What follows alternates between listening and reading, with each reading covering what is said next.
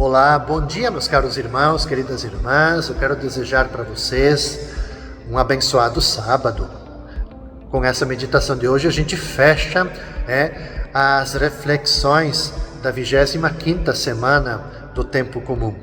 Nesse dia 27, então, a gente vai rezar, a gente vai meditar com o Evangelho de Lucas, capítulo 9, versículos de 43 até 45.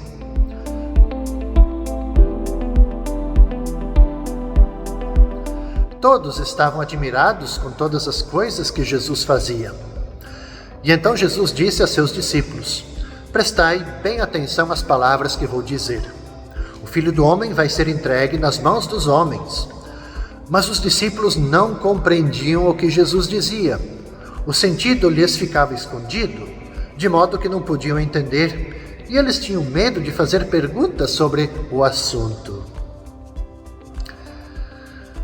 Veja, caros irmãos e irmãs, o povo, os próprios discípulos, estão admirados com tudo o que faz Jesus, com as maravilhas que ele faz, de curar, ou seja, de dar vida e dignidade para as pessoas. A multiplicação dos pães, a pesca milagrosa, as curas, as próprias bem-aventuranças, criaram como que um estado de ânimo favorável a Jesus. Mas, veja, Jesus não é nenhum estraga-prazer. Não é essa a intenção de Jesus, muito pelo contrário. Simplesmente Jesus ele interrompe essa euforia dos mais próximos, os apóstolos, para falar para eles novamente da cruz que o espera. Isso já falávamos no Evangelho de ontem. Agora ele retoma isso novamente. A gente pode dizer assim que a diferença é clamorosa.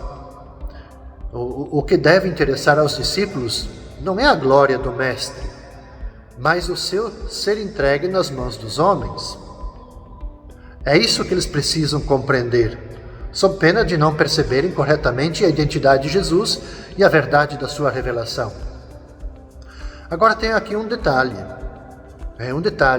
É que não é sem sentido que o evangelista Lucas coloca isso no Evangelho, no final, de dizer assim, que eles não podiam entender, tinham medo de fazer perguntas sobre isso que Jesus tinha acabado de falar, que ele vai ser entregue nas mãos dos homens. Por que eu digo isso? Porque, no fundo, a mentalidade dos discípulos era outra, dos apóstolos.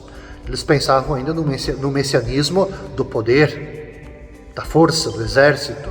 Ora, quando Jesus fala isso, que ele vai ser entregue nas mãos dos homens, os apóstolos, no fundo, não conseguem aceitar esse aspecto, porque é exatamente contrário aos seus sonhos de glória sem sofrimento. Então, compreender a cruz significa compreender, por mais difícil que seja, mas é compreender o lado mais luminoso, novo, imprevisível do rosto de Deus que é revelado em Jesus. Por isso que esse elemento não é um qualquer pormenor que está contido no Evangelho, seja na narrativa da sexta-feira, na narrativa de hoje.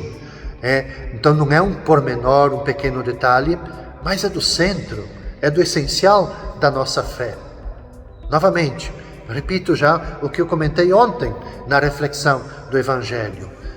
Ou seja, quando a gente se coloca no seguimento de Jesus, o seguimento, ele também implica a gente assumir, acolher o caminho da cruz, que é esse caminho do serviço, da disponibilidade, dessa entrega total ao amor de Deus e ao próximo.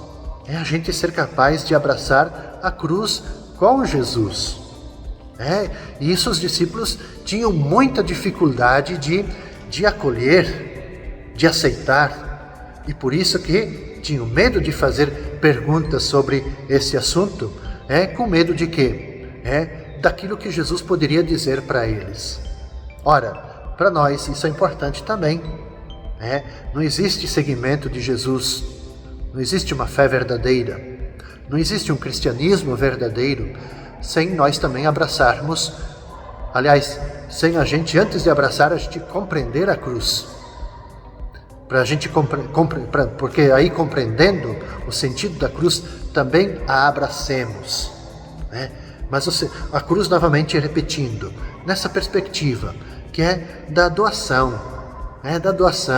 do serviço, da disponibilidade, da entrega que a gente tem que fazer da nossa vida.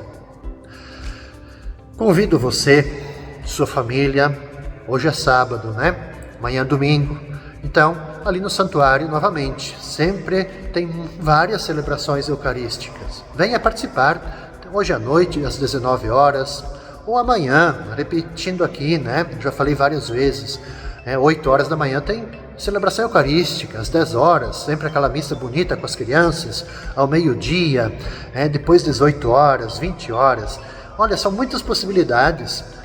Escolha uma, que você possa ir com sua família, participar ali da comunidade do santuário, renovar a sua fé, se alegrar, pedir luzes, paz, proteção para a sua semana.